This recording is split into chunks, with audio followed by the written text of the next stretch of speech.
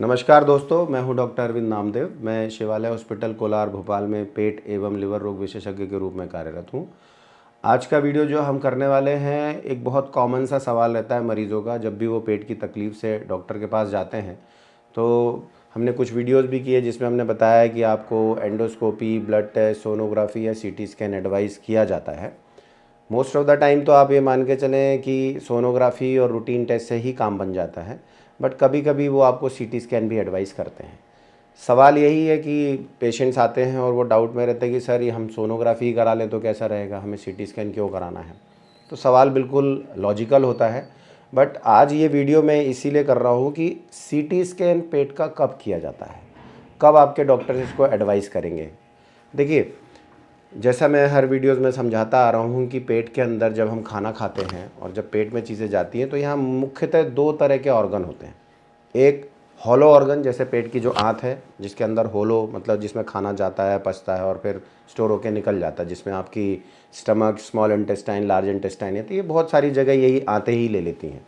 उसके अलावा फिर सॉलिड ऑर्गन्स होते हैं जिनमें कि हमारा लिवर, पेनक्रियाज, स्प्लीन, उसके बाद किडनी और कुछ लिम्फ नोड जैसा बोल सकते हैं, और नीचे यूट्रस, बच्चेदानी वगैरह ये चीज़ें आती हैं।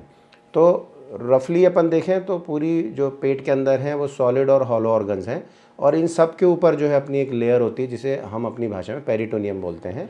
ये बहुत ज़रूरी है ताकि ऑर्गन विद मूवमेंट जो है उनके बीच का घर्षण जो है, जो बोलना चाहिए रेजिस्टेंस कम बना रहा है, स्मूथली उनमें मूवमेंट होता रहे। तो पूरी लेयर को पेरिटोनियम बोला जाता है। और फिर इसमें कुछ प्रोटेक्टिव सिस्टम होते हैं जिनको हम लिम्फेटिक सिस्टम बोलते हैं, जिसमें कुछ लिम्फ नोड्स होते हैं जो पेट के अंदर भी काफ़ी होते हैं। अब जब बीमारी होती है किसी भी तरह की, जैसे बहुत कॉमनली जैसे पेट दर्द हुआ, अब पेट दर्द क्या है, इमरजेंसी भी हो सकता है और बार बार यानी कि क्रॉनिक टाइप से इलनेस भी हो सकती है जो इमरजेंसी नहीं भी है। जैसे बहुत कॉमनली लोगों को एसिडिटी होती है, गैस बनती है, कभी कभी ज़्यादा होगा तो उल्टी जैसा लगेगा। अब ये धीरे धीरे हो रहा है तो इसके कई कारण हो सकते हैं। ऐसे ही कुछ इमरजेंसी जाती है कि सब अच्छा चल रहा था लेकिन अचानक से पेट दर्द हुआ और इतना तेज़ हुआ कि आपको दौड़ के अस्पताल जाना पड़ा, तो इसके कारण अलग होते हैं। जैसे कि most of the time pancreatitis या अल्सर था तो ब्लीड कर गया या परफोरेट हो गया। उसके अलावा जो है आपको अपेंडिसाइटिस है, या गॉल ब्लैडर में स्टोन है, या किडनी के स्टोन है, या आंतों में उलझन आ गई है, या आंत में परफोरेशन हो गया, तो इस तरह के कारण हो सकते हैं। अब मैं यहाँ पे आपको थोड़ा सा इंसाइट दूंगा कि मोस्ट ऑफ़ द टाइम आपके जो डॉक्टर हैं वो आपको पहले तो एग्ज़ामिन करें, वो तय करें कि आपको क्या टेस्ट की ज़रूरत है। अब ये डॉक्टर किस बेसिस पे तय करते हैं वो थोड़ा हिंट कर देता हूँ मैं। तो आई बिलीव कि इस वीडियो का आंसर आपको मिलेगा। जो कोई भी पेशेंट पेट दर्द लेके या पेट की तकलीफ़ लेके डॉक्टर के पास जाता है तो डॉक्टर का काम है कि पूरा असेस करके सस्पेक्ट करना कि इसके अंदर क्या क्या तकलीफ़ होने की संभावना है। रूटीन ब्लड टेस्ट वगैरह से काफ़ी हद तक हमको अंदर क्या फिजियोलॉजिकली चल रहा है वो पता चलता है, पर एक्चुअली में डिफेक्ट कहाँ है, कौन सा स्ट्रक्चर इन्वॉल्व है, हॉलो ऑर्गन इन्वॉल्व है या सॉलिड ऑर्गन इन्वॉल्व है, रूटीनली तो ये सोनोग्राफी से दिख जाना चाहिए। अगर इमरजेंसी नहीं है तो most of the time sonography helps, but sonography की दो लिमिटेशन है जो बहुत इंपॉर्टेंट। नंबर एक, सोनोग्राफी जो है अल्ट्रासाउंड वेव्स होती हैं और एयर इसकी एनिमी होती है। जहाँ भी एयर आएगी ये समझ लीजिए कि वहाँ इसका दिखना बंद। ठीक है, तो अब चूंकि हॉलो ऑर्गन है, आते उनमें हवा होती है, तो वो डिटेल सोनोग्राफी कभी नहीं दे पाता ठीक से। आपको लेयर बाय लेयर सारी चीज़ें बहुत अच्छे से बताएगा, लेकिन जहाँ लेयर चेंज होने के बाद हवा आई वहाँ से इसका दिखना बंद हो जाता है। अब चूँकि आते ढेर सारी हैं और मान लीजिए आंतों में छेद हो गया, परफोरेशन और पूरे में हवा भर गई है, तो आप मान के चले सोनोग्राफी बहुत अच्छी इन्फॉर्मेशन नहीं देती है, लिमिटेशन है मतलब। और यदि जैसे आप मान लीजिए वज़न बहुत ज़्यादा है, वेट बहुत ज़्यादा है, बहुत फैटी है, तो फैटी के साथ भी सोनोग्राफी वेव्स में विंडो जो है उतनी प्रॉपर नहीं बनती, तो बहुत अच्छे डिटेल्स नहीं दिखते। तो इससे हमें ये समझ में आता है कि जहाँ सोनोग्राफी की लिमिटेशंस हैं, जैसे मान लीजिए पेट में हवा है या पेट में विंडो प्रॉपर नहीं मिल रहा, आदमी बहुत ज़्यादा मोटा है, तो यहाँ प्रॉब्लम्स आ सकती हैं।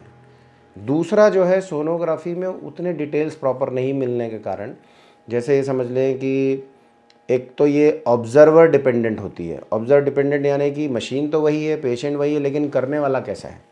तो देयर आर लिमिटेशंस, स्किल्स सबकी एक सी नहीं हो सकती। तो लिमिटेशंस होती हैं रेडियोलॉजिस्ट के। हालांकि उसको ऐसा समझ लीजिए कि बहुत सारे क्राइटेरिया होते हैं जिसको डिफ़ाइन करने के बाद लोग क्वालिफाई करते हैं, बट स्टिल लिमिटेशंस हो सकते हैं। कुछ एरिया कुछ लोगों के बड़े स्ट्रांग होते हैं, कुछ एरिया वीक भी हो सकते हैं। तो ये ऑपरेटर डिपेंडेंट तो है। अब ऑपरेटर डिपेंडेंट है तो वहाँ पे कुछ बायसेस हो सकते हैं। प्लस कुछ एरियाज़ डिफ़िकल्ट टू विजुअलाइज होते हैं, जैसे रेट्रोपेरिटोनियल, यानी हमारी भाषा में बोलें तो पेट के पीछे के हिस्से में जहाँ रीढ़ की हड्डी है या जैसे बीच में बोन आ गई है तो वहाँ नहीं दिखेगा आपको। तो ये डॉक्टर जज करते हैं आपकी कि भाई अगर हमें यहाँ डिटेल नहीं मिल रहा तो हमें सीटी स्कैन करना चाहिए। सीटी स्कैन के साथ फ़ायदा क्या है कि सीटी स्कैन एक्चुअली में एक 3 डायमेंशनल कट सेक्शन से सारी चीज़ें दिखाता है और इसमें एयर प्लस बोन से कोई फ़र्क नहीं पड़ता। तो जो प्रॉब्लम सोनोग्राफी में आती हैं वो प्रॉब्लम्स यहाँ पे पूरी सॉल्व हो जाती हैं। तो आप ये मान के चलें कि अगर अच्छे से सीटी स्कैन किया गया है तो वो पूरे पेट की आपकी लेयर बाय लेयर एक एक चीज़ को बहुत अच्छे से दिखा देता है। तो वहाँ पे आपके सॉलिड ऑर्गन्स, होलो ऑर्गन्स, लिम्फ नोड्स, पेरिटोनियम, अंदर की पैथोलॉजी, पेट में पानी है, गैस है, फीकल मैटर है या कोई मांस है, गठान है, ये सारी डिटेल्स बहुत अच्छे से दिख जाता है। और यदि इसमें सीटी स्कैन में आप देखेंगे कई बार वो कंट्रास्ट एनहांस लिखते हैं, यानी कि ब्लड के अंदर कंट्रास्ट देते हैं।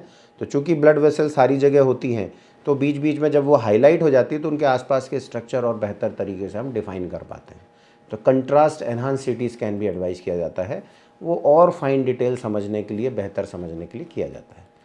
सीटी स्कैन को अगर मैं ये भी कहूँ कि एक तरह से ये क्लोज्ड लेप्रोटोमी यानी जैसे सर्जन पहले क्या होता था, जब सीटी स्कैन नहीं था और कोई एक्यूट कंडीशन में आता था और रूटीन एक्सरे और उसके बाद डिफाइन नहीं होता था, उसको सर्जरी करनी पड़ जाती थी अगर वो सीरियस कंडीशन है तो बेस्ट तो वही होता है कि भैया आपने सर्जरी के लिए लिया, ओपन करके सब देख लिया, सामने सारी चीज़ें आ गई, most of the time you will get the diagnosis.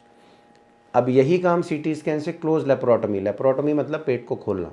तो यहाँ पे क्लोज लेप्रोटोमी यानी बिना पेट को खोले ही आप सारी डिटेल्स ऑलमोस्ट देख सकते हैं। दूसरी सबसे अच्छी फ़ायदे की चीज़ होती है सीटी स्कैन में कि ऑपरेटर डिपेंडेंट नहीं होता, क्योंकि इसमें जो सीटी स्कैन होता है उसके बाद आपको पूरी रिपोर्ट के साथ फिल्म्स भी दी जाती हैं, यानी कि सीडी का पूरा जो उसका जो बोलना चाहिए कंसोल की पूरी रिकॉर्डिंग दे दी जाती है। तो आपके जो सर्जन हैं, आपके जो फिजिशियन हैं, आपके जो डॉक्टर हैं, वो अगर बेहतर तरीके से सीटी समझते हैं तो खुद भी उसको डिसाइड कर सकते हैं कि ये पैथोलॉजी वाकई में है या कुछ और कारण हो सकता है। तो मुझे लगता है ये वीडियो थोड़ा सा आपकी चीज़ों का आंसर करेगा, पर इसमें एक प्रॉब्लम सीटी में होती है कि इसकी लिमिटेशंस है, ये हर किसी को तुरंत नहीं कराने लगना चाहिए। मैंने देखा है ट्रेंड की पेशेंट्स जो है तुरंत अपने आप ही जांच कराने पहुंच जाते हैं आजकल, खुद ही ब्लड टेस्ट करा रहे हैं, खुद ही सोनोग्राफी करा रहे हैं। ऐसा बिल्कुल नहीं होना चाहिए। रीज़न ये है कि आपकी बीमारी क्या है, जब तक वो आपके डॉक्टर फिज़िकल एग्जामिनेशन करके आपकी प्रॉब्लम्स को समझ के बैटरी ऑफ टेस्ट डिज़ाइन करके आपको नहीं देखते ठीक से, आई थिंक वहाँ कुछ ना कुछ प्रॉब्लम्स आती हैं, क्योंकि चीज़ें इतनी आसान नहीं है। देखिए बहुत सिंपली बताऊँ, अगर एक प्रॉब्लम है तो बहुत आसान है उसको पकड़ना, क्योंकि वो एक ही है। लेकिन अगर एक और एक है तो उसके कॉम्बिनेशंस बनते हैं।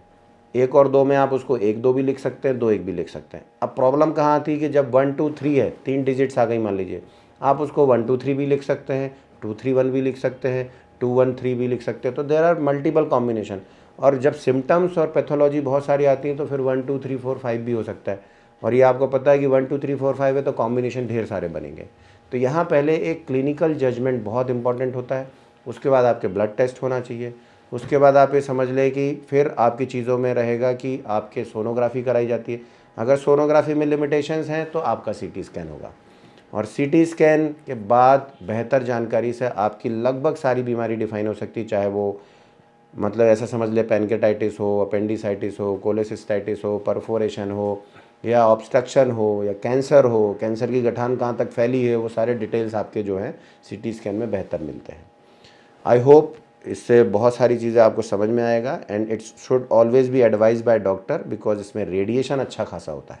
सीटी स्कैन मतलब ऐसा समझ लें कि एक बार पेट का होता है तो it will be equal to somewhere around 400 to 500 एक्सरेज, मतलब आप एक बार में 400 से 500 एक्सरे करा रहे होते हैं। तो ये तभी कराना चाहिए जब आपके लिए बहुत ज़रूरी हो। इसलिए आप देखेंगे आपके डॉक्टर्स हमेशा स्क्रीनिंग में पहले सोनोग्राफी कराएंगे, जब उनको कुछ प्रॉब्लम लगेगी या इमरजेंसी है तो स्ट्रेट वे भी जा सकते हैं, तो वो आपका सीटी स्कैन कराते हैं। इसके बाद भी आपको अगर ऐसा लगता है कुछ और कन्फ्यूजन, तो I will happy to answer in the comment box. आप वीडियो को लाइक, शेयर और सब्सक्राइब भी कर सकते हैं। नमस्कार।